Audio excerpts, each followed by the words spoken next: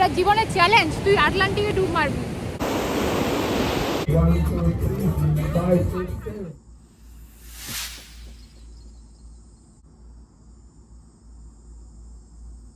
Hello, good morning, welcome to my new blog. সবাই কেমন আছো? আশা করি সবাই ভালো আছো, সুস্থ আছো। তো আজকে হ্যালিফ্যাক্সে হচ্ছে ডে 3।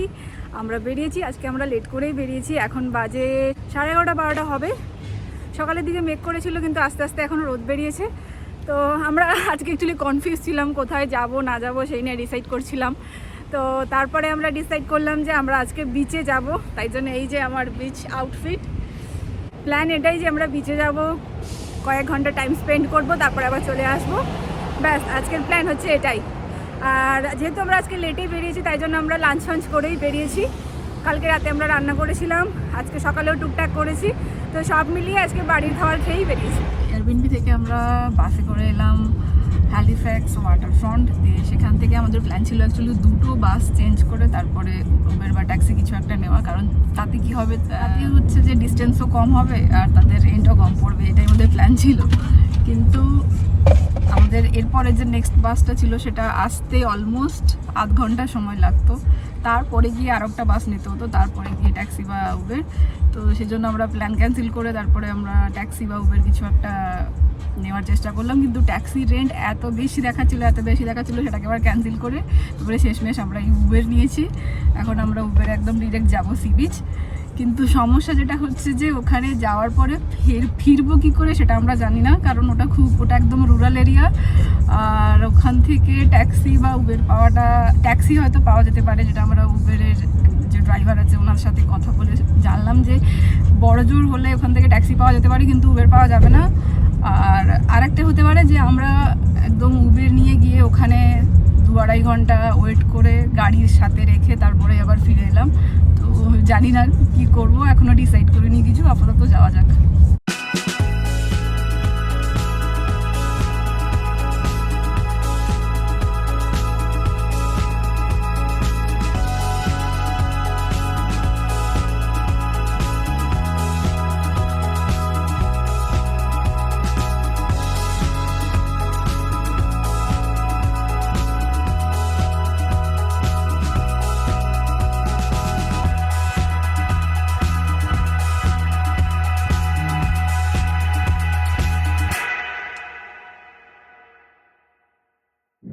তো আমরা পৌঁছে গেছি।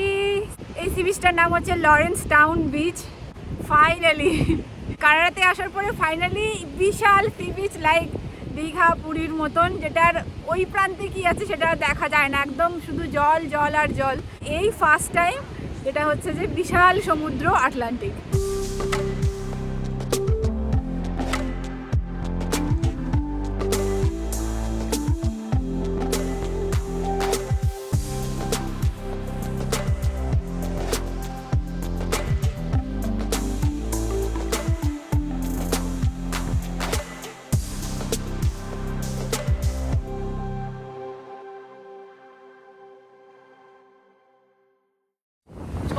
কেমন লাগছে ফাইনালি আটলান্টিকের সামনে এসে?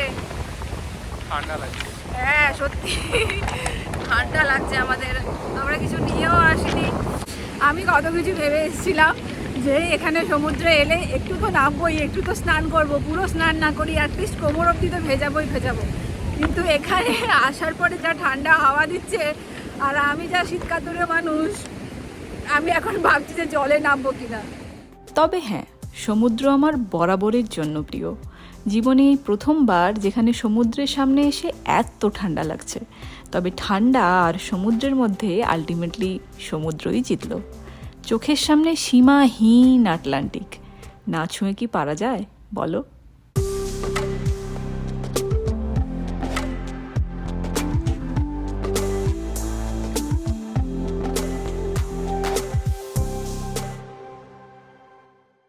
বাজে এখন 2:10, সূর্য তো মেঘে মুখ লুকিয়ে, আর জল, ওরে বাবা, পুরো বরফ গলা জল।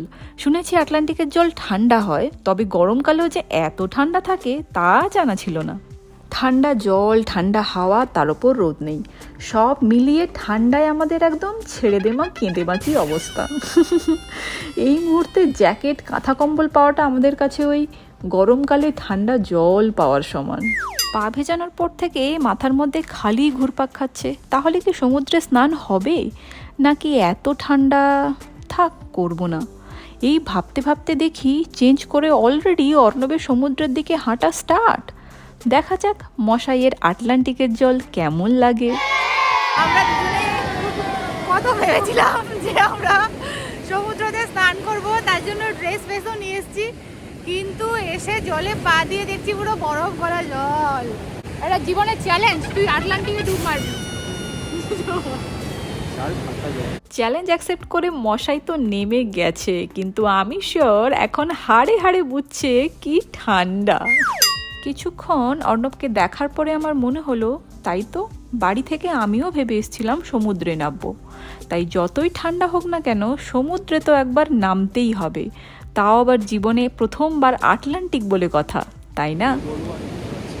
অর্ণব কি বলবে সে বুঝে পাচ্ছে না, কিন্তু আমার অনেক কিছু বলার আছে তোমাদের সাথে। প্রথমে তো আমরা এসে অ্যাকচুয়ালি আমরা ভেবেছিলাম সি বিচ হবে, তার মানে যেরকম আমরা দীঘা, পুরী সমুদ্রে ঘুরেছি সেই রকমই মেন্টালিটি নিয়ে চলে এসেছি এখানে।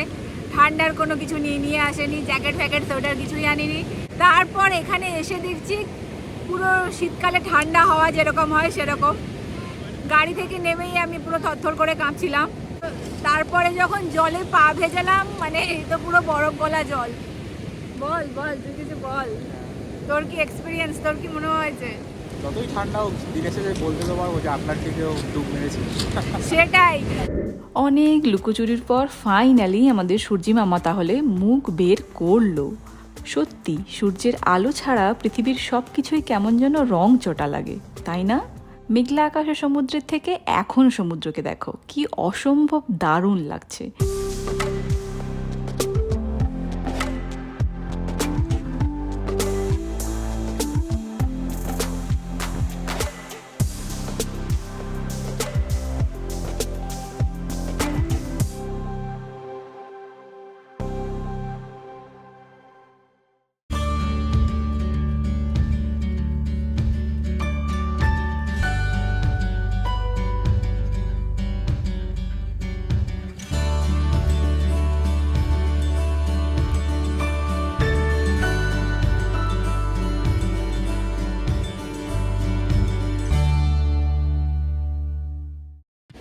বাজে এখন 4:45, আর কিন্তু দেখে তো একদমই মনে হচ্ছে না যে 4:45 বাজে। রোদ একদম ঝলমল করছে, কিন্তু কখনো রোদ আসছে আবার কখনো সূর্য মেঘে ডেকে যাচ্ছে।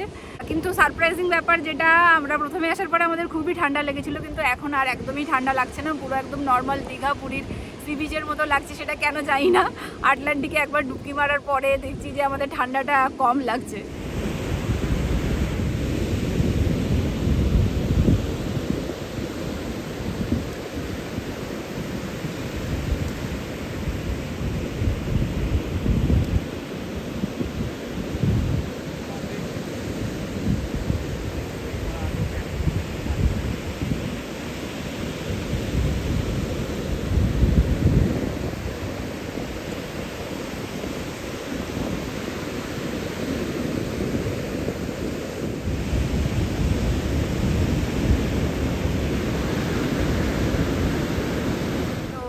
বিচটা মেনলি হচ্ছে সার্ফিং করার জন্য খুবই ফেমাস। যারা এখানে আসে, বিশেষ করে ট্যুরিস্ট আর লোকাল পাবলিক যারাই আসে না কেন, সবাই এখানে জেনারেলি সার্ফিং করতে আসে। তো আমরা যখন উবেরে এসেছিলাম তখন আমাদের উবেরের যে ড্রাইভার সেও আমাদের বলেছিল যে তোমরা অবশ্যই সার্ফিং করো, খুব মজা পাবে এবং খুব ভালো লাগবে। তো এখানে সার্ফিং করার জন্য ওই সুইম স্যুট, তারপরে সার্ফিং বোর্ড যেটা হয়, যেই বোর্ডের ওপরে বডিটাকে ফেলে জলের উপর ভাসতে হয়, এখানে সার্ফ বোর্ড আর সুইমিং স্যুট দুটোই রেন্টে পাওয়া যায়। আর জল এত বরফের মতো ঠান্ডা যে আমাদের পক্ষে এতক্ষণ ধরে জলে থাকাটা সম্ভব না। আর যেহেতু অর্ণব সুইমিং জানে না, তো আমরা এইসবের রিস্ক নিইনি আর অত সাহস দেখাইও নি। বেশিরভাগ লোকজনরাই সুইম স্যুট পরেই নেমেছে, তবে কিছুজনকে আমি দেখেওছি ছেলেরা খালি গায়ে নেমে গেছে আর মেয়েরা বিকিনি পরেই নেমে গেছে। ওদের দেখে আমার জাস্ট এরকম মনে হচ্ছিলো যে কী করে এত ঠান্ডায় কী করে এতক্ষণ ধরে জলে থাকছে ওরা। আমার মনে হয় ছোটো থেকেই ওরা এইভাবেই অভ্যস্ত। ঠান্ডা সহ্য করতে অভ্যস্ত, তাই জন্য ওদের কাছে জিনিসটা জল ভাত। কিন্তু আমার দেখে চোখ কপালে উঠে গেছিলো যে কী করে সম্ভব এটা, এই বরফ গলা ঠান্ডা জলে এতক্ষণ ধরে সার্ফিং করাটা সত্যিই চাপে। অনেকক্ষণ ধরেই অর্ণব উবের আর ট্যাক্সির চেষ্টা করছে, এখনও পর্যন্ত কিছুই পাওয়া যায়নি। আশা করি কিছু না কিছু তো পাওয়া যাবেই। সমুদ্রের সামনে এই কয়েকটা ঘন্টা সত্যি বেশ ভালো কাটলো। যাওয়ার এখন সময় হয়ে গেছে, চলো লাস্টবারের জন্য আরেকবার সমুদ্রটাকে ভালো করে দেখে নিই। যাওয়ার ঠিক আগে কি মনে হলো কে জানে, ভাবলাম বিচে আমাদের নাম লিখে যায়। মাথায় ভূত চেপেছিল হয়তো, তবে হ্যাঁ, জীবনেই প্রথমবার কোনো বিচে আমি নাম লিখলাম আমাদের দুজনের।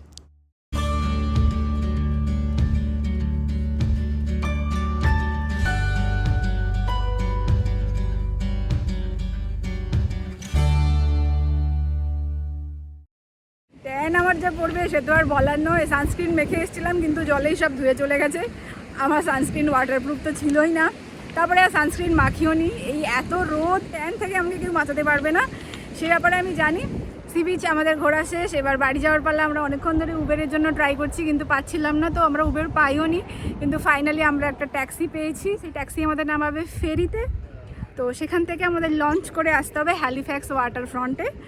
তো এখন চলো যাওয়া যাক। আর আমি যাওয়ার আগে একটা স্মৃতিস্বরূপ স্টোনটা নিয়েছি, এরকম হোয়াইট স্টোন ওখানে অনেক ছিল, তো আমার এটা দেখে বেশ পছন্দ হয়েছে, তাই জন্য হালকা ফুলকা মিডিয়াম সাইজের আমি একটা স্টোন নিয়ে যাচ্ছি।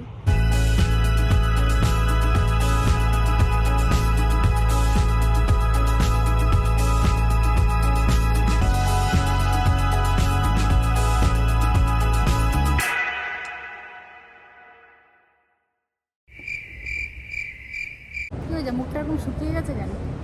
আর কিছু ছিল না শেষে? স্নিকার্স আর ভালো চকলেট ছিল না? ডেয়ারি মিল্ক, হার্শেল, তো ডেয়ারি মিল্ক নিতে পারতিস, কিটক্যাট। কিটক্যাট নিতে পারতিস। কিটক্যাটে ক্রাঞ্চি ক্রাঞ্চি ব্যাপারটা আমার ভালো লাগে। এটাতে তো কেমন একটা ক্যারামেল থাকে, আমার মোটেও ভালো লাগে না। দেখি নিয়ে তুই তো নিয়ে যা। যা না, তুই নিয়ে আয় না, যা না।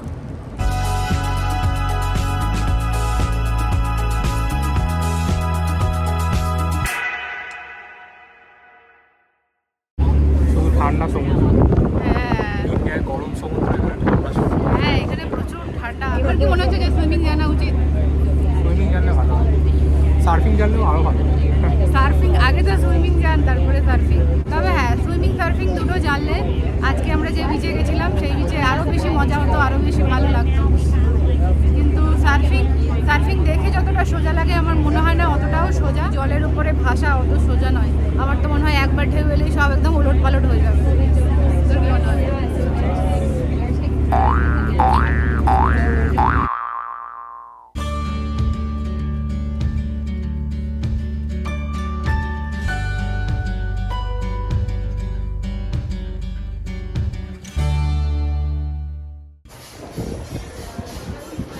তোর মুখ পুড়ে গেছে মনে হচ্ছে। হ্যাঁ, আমার মুখ তো পুরো কালো হয়ে গেছে, ট্যান। আরে আমি জানি তো, সানস্ক্রিন মেখে গেছিলাম, ধুয়ে গেছে, তারপরে আর লাগাইনি। ট্যান তো ট্যান হবেই। দারুণ। আমি দেখেছি এইখানকার মানে স্পেশালি বিদেশের আইসক্রিম খুব ভালো হয় খেতে, আর টেস্ট তো অনেক সুপার, তাই না? ইয়েস। মানে আইসক্রিম, চকলেট এগুলো কেন যায় না, বেশ ভালো হয়। আমি যা হোক একটু ডায়েট করেছিলাম মিষ্টি মিষ্টি কম খাবো বলে, এই ঘুরতে এসে আমার যা আইসক্রিম আর চকলেট খাওয়া হচ্ছে, আবার মুড়ি ভুলে যাবে। যাবি? আমি যদি রাজি আছি।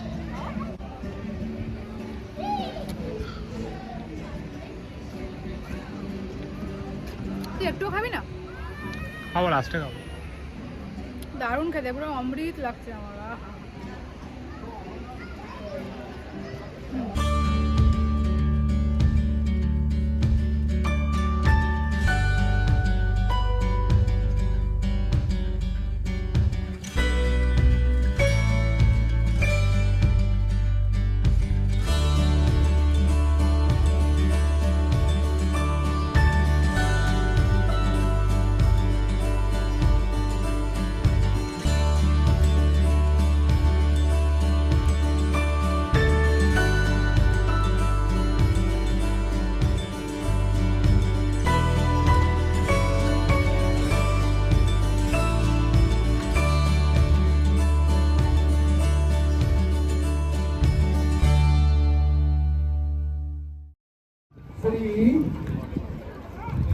5, 6, 7, 7, 1, 4, 3, 5, 6, 7, 1, 4, 3, 5, 6, 7, 1, 4, 3, 5. উফ, আমার চোখ মুখের যা অবস্থা হয়ে গেছে, ট্যান পরে পুরো একদম যাতা অবস্থা। এখানে আইসক্রিম খাওয়ার পরে ঘুরতে ঘুরতে দেখলাম একটা জায়গাতে ফ্রিতে সালসা ক্লাস ছিল, মানে সালসা ডান্স শেখাচ্ছিল। প্রথমে আমি গিয়ে ট্রাই করছিলাম, তারপরে কিছুক্ষণ পরে ছিল যে ওরা কাপেলে ভাগ করে দিয়েছিল। তো এবারে আমি অর্ণবকে অনেক টানাটানি করার পরে ও কিছুতেই করবে না, ও ডান্স একদমই করতে পারে না আর ডান্স করতে চায়ও না। তো এইবারে আমি প্রচুর জোরজার করেছি, প্লিজ চল, এখানে তো শেখাচ্ছে, তো সবাই শিখছে, তো অসুবিধার কী আছে। ওকে অনেক বলার পরে ফাইনালি রাজি হয়ে আমরা কাপল ডান্সে কয়েকটা স্টেপ শিখেছি, কিন্তু যেইটুকু সময় আমরা কয়েকটা স্টেপ শিখেছি সত্যি খুবই ভালো ছিল, আমি মোমেন্টটা খুব এনজয় করেছি। আমাদের এই কাপল ভিডিওটা তোমাদের সাথে শেয়ার করার আমার খুব ইচ্ছে ছিল, বিশেষ করে এটা আমার কাছে খুবই স্পেশাল যে অর্ণব ফাইনালি ডান্স করছে, ভাবা যায়। কিন্তু আমাদের ভিডিও করে দেওয়ার মতো কেউ ছিল না, আর যারা ছিল তারা সবাই ডান্স এনজয় করছিল।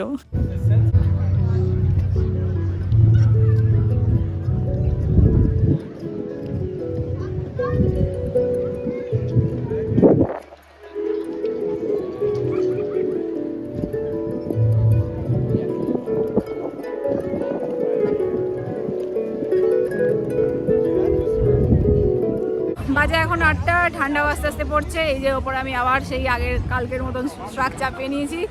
এইবারে অর্ণব বাবুও এনেছে, এবার মনে করে একটা জ্যাকেট এনেছে। এই নিয়ে আমরা তিনবার এলাম হ্যালিফ্যাক্স ওয়াটার ফ্রন্টে, মানে তাতেও পুরোটা ঘুরে শেষ হচ্ছে না। প্রথমে যখন হ্যালিফ্যাক্স ওয়াটার ফ্রন্টে আসি তখন একদম অনেক দূরে ছিলাম আইল্যান্ড থেকে, তারপরে ওই এক একটা ডেক আমরা পার করে আসছি। প্রথম দিন যেদিন গেছিলাম সেদিনে একটা কি দুটো ডেক দেখেছি, তারপরে কালকে এসেছিলাম যখন তখন আরেকটা ডেকে গিয়েছি, আজকে আরেকটু এগিয়েছি। তো এখান থেকে ওই ছোট্ট যে ল্যান্ডটা আছে, যেখানে লাইট হাউস আছে, সেটা অনেকটা কাছে দেখা যাচ্ছে। অ্যাকচুয়ালি আমরা এসছি এখানে অনেকে কায়াকিং করতে এসছে, তো কায়াকিংটা কাছ থেকে দেখবো বলেই হেঁটে এসছি, যাতে কাছ থেকে কায়াকিং দেখতে পারি। আর মানে আমার খুব অবাক লাগে যে এত ঠান্ডাতে, আর বিশেষ করে ওই হাতে দাঁড় বেয়ে এতটা কায়াকিং করা সত্যি খুব চাপের, যথেষ্ট এনার্জি লাগে, যথেষ্ট শক্তি লাগে। এখনো অবধি বলবো যে শেষ হয়নি, আরও পেছনের দিকে তোমাদের দেখাচ্ছি, আরও পেছনের দিকে আরও অনেকটা জায়গা জুড়ে আছে হ্যালিফ্যাক্স ওয়াটার ফ্রন্ট। যাই না, আর মনে হয় না শেষ করতে পারবো বলে, এত হাঁটা সম্ভব না।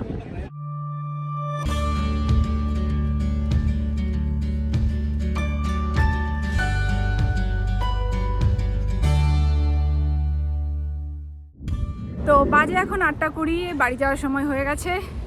আজকে অনেক ঘোরাঘুরি হলো, যত সময় যাচ্ছে আমার চোখে মুখে পুরো টায়ার্ডনেস ফুটে উঠছে, আর চেহারাও আস্তে আস্তে ঝোড়ো কাকের মতো হয়ে যাচ্ছে। এবার বাড়ি গিয়ে রেস্ট না নিলে কালকে বেরোনোর এনার্জি পাবো না, তো এখন বাড়ি যেতেই হবে।